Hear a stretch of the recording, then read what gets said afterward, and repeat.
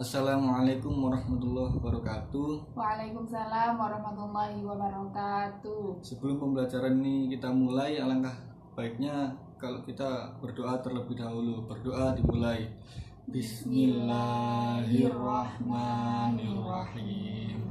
Raditu billahi robba wa bil islami dina wa bi muhammadin nabiyya wa rasula. Rabbi zidna ilma warzuqna fahma. Amin ya rabbal alamin. Baiklah, Bapak absen terlebih dahulu ya. Taufik Hidayat, Bahrul Huda, Nanang Wahyudi, Dwinda Nuril Iman, Hadira, Ana Septiani Mutia, Nadina Firdausia. Alhamdulillah dari semua. Baiklah, untuk materi kali ini yaitu perilaku menghindari minuman keras, judi, dan pertengkaran dalam kehidupan sehari-hari. Sebelum beranjak kepada materi, Bapak ingin sedikit mengevaluasi tentang materi minggu kemarin tentang meyakini kitab-kitab Allah dan mencintai Al-Quran. Apakah kalian masih ingat? Nanti Bapak akan kasih sebuah soal untuk kalian untuk membuktikan bahwa kalian masih ingat materi minggu lalu.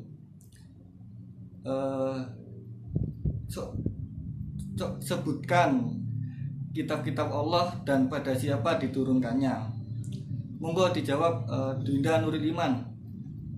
ya, nomor 1 Taurat, itu diturunkan oleh Nabi Musa. Nomor 2 Zabur, Nabi Daud. Nomor 3 Injil, Nabi Isa. Dan nomor 4 Al-Quran, Nabi Muhammad SAW. Alhamdulillah, berarti masih ingat terkait pelajaran kemarin, yaitu meyakini kitab-kitab Allah dan mencintai Al-Quran. Selanjutnya langsung saja kepada materinya, yaitu perilaku menghindari minuman keras, judi, dan pertengkaran dalam kehidupan sehari-hari. Tujuan mempelajari ini adalah untuk mengetahui contoh cara menghindari minuman keras, judi, dan pertengkaran, serta bagaimana cara berperilaku menghindari minuman keras, judi, dan juga pertengkaran dalam sehari-hari. Yang pertama yaitu minuman keras. Biasanya minuman keras itu disebut khamr atau yang artinya minuman yang dapat memabukkan.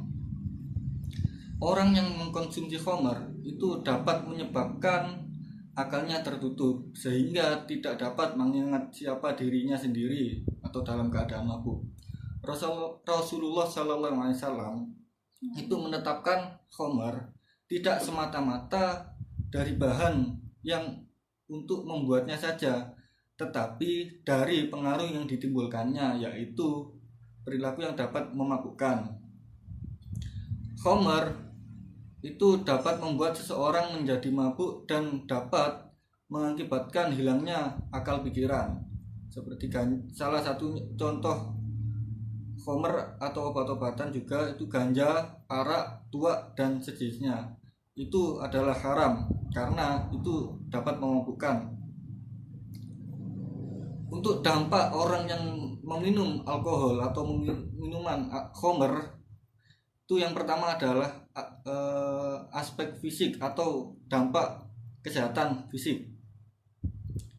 Yang pertama itu mengkonsumsi minuman beralkohol itu dapat membuat seseorang menjadi mabuk dan menyebabkan seseorang mengalami sakit kepala, mual, muntah, serta nyeri pada bagian tubuh tertentu. Yang kedua, berat badan menjadi naik karena minuman beralkohol memiliki kadar kalori dan gula yang sangat tinggi.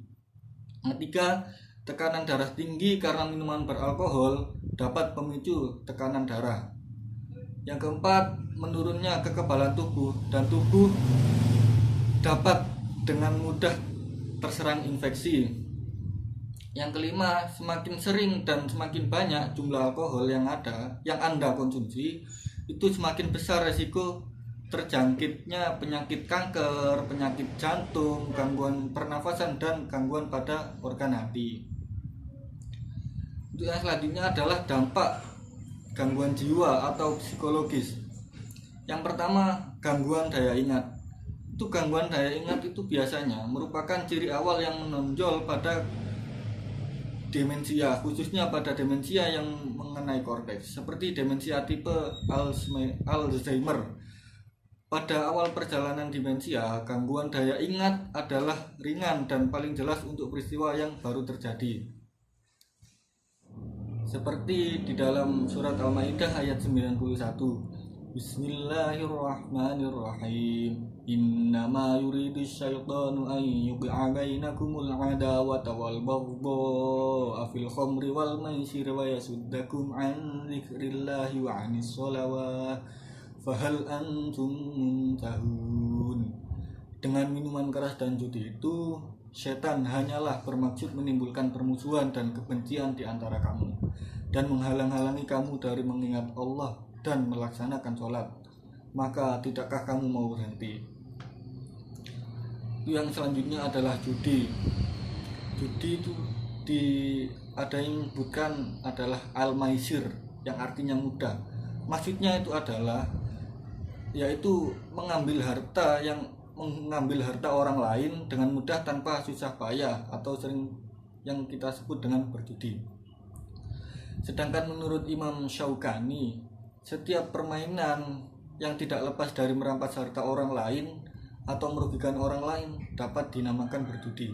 Sehingga dari keterangan tersebut dapat disimpulkan bahwa berjudi adalah suatu aktivitas yang direncanakan ataupun tidak dengan melakukan spekulasi ataupun rekayasa untuk mendapatkan kesenangan dengan menggunakan sebuah jaminan atau taruhan, sehingga yang menang akan diuntungkan dan yang kalah akan merasa dirugikan.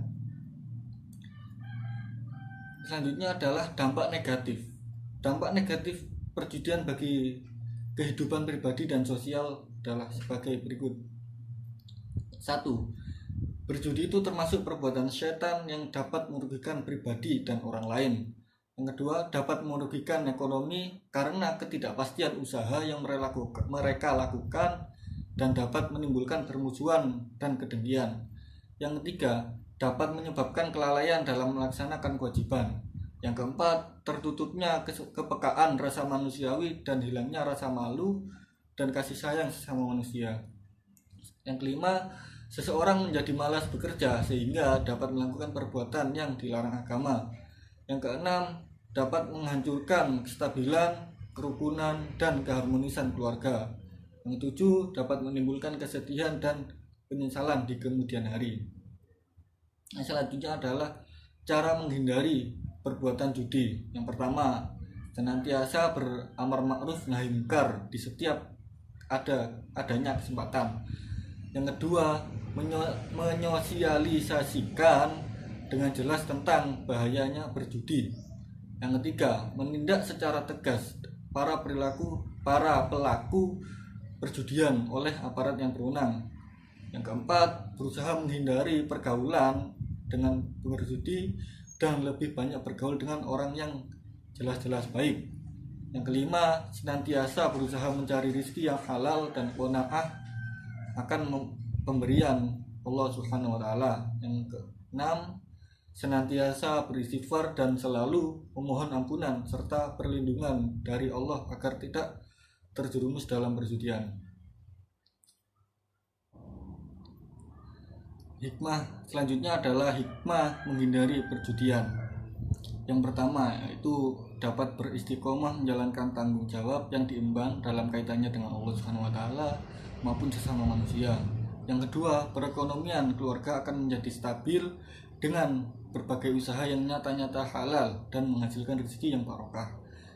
Yang ketiga, melatih diri untuk sabar dan tenang dalam menghadapi berbagai tipuan dunia.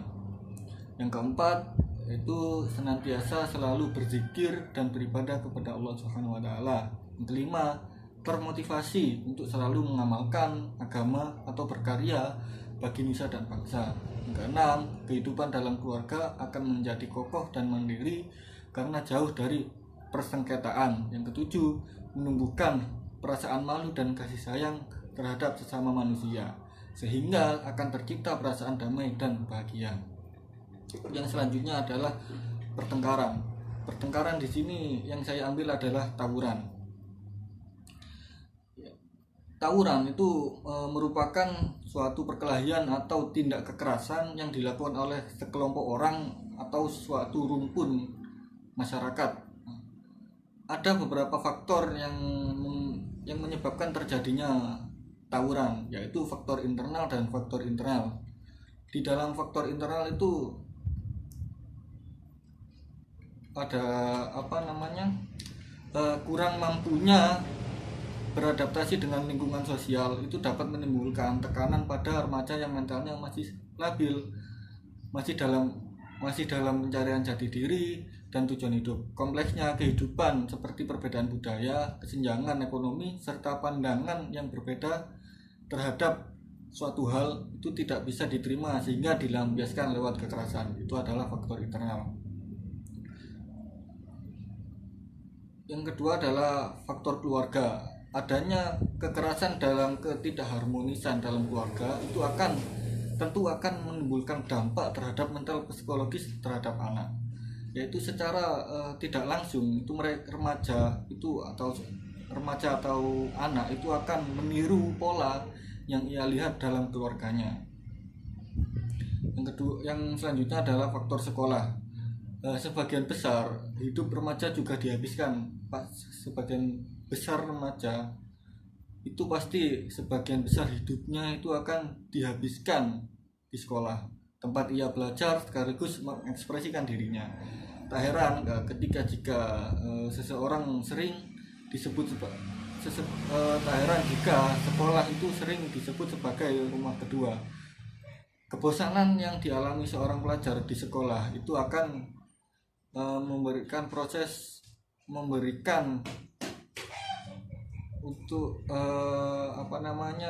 menyebabkan peserta didik untuk memilih bersenang-senang di luar sekolah karena adanya kebosanan, dan juga seperti proses belajar yang monoton terus guru yang otoriter dan lain sebagainya. Itu pasti akan membuat murid atau peserta didik itu akan bersenang-senang di luar sekolah.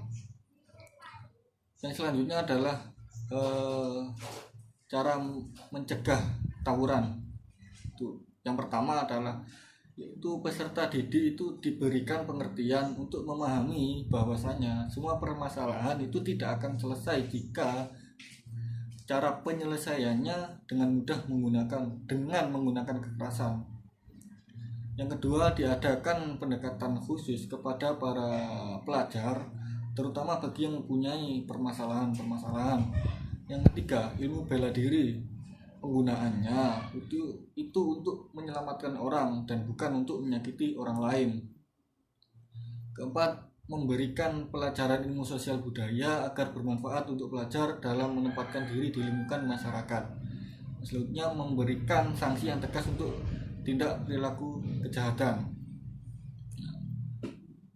Mungkin itu yang materi yang dapat saya sampaikan. Apakah adik-adik di sini sudah paham apa yang saya sampaikan? Sudah paham. Alhamdulillah. Tapi terkadang ada peserta didik itu yang bilang sudah paham tapi ternyata masih belum paham. Coba saya tes, saya akan kasih lagi satu soal. Coba sebutkan hikmah dengan menghindari perjudian. Coba sebutkan 2 saja. Dinda, coba sebutkan. Yang pertama, dapat beristiqomah menjalankan tanggung jawab yang diemban dalam kaitannya dengan Allah Subhanahu wa taala maupun sesama manusia. Terus yang kedua, perekonomian keluarga akan menjadi stabil dengan berbagai usaha yang nyata-nyata halal dan menghasilkan rezeki yang barokah. Alhamdulillahirrahmanirrahim. Ternyata memang benar-benar sudah paham terkait apa yang barusan telah saya jelaskan. Itu mungkin pembelajaran kita kali ini kita cukupkan sampai di sini dulu. Jangan lupa minggu depan untuk tetap semangat dalam proses belajar mengajar di tengah-tengah pandemi ini. Insya Allah dengan belajar ilmu kita menjadi barokah. Amin. Amin. Kita tutup pembelajaran pada hari ini dengan berdoa bersama-sama. Berdoa dimulai. Bismillahirrahmanirrahim. Subhanakallahumma wa bihamdika asyhadu an la ilaha illa anta astaghfiruka wa atubu ilaik. Walhamdulillahirabbil alamin. Sekian dari saya. Wassalamualaikum warahmatullahi wabarakatuh. Waalaikumsalam warahmatullahi wabarakatuh.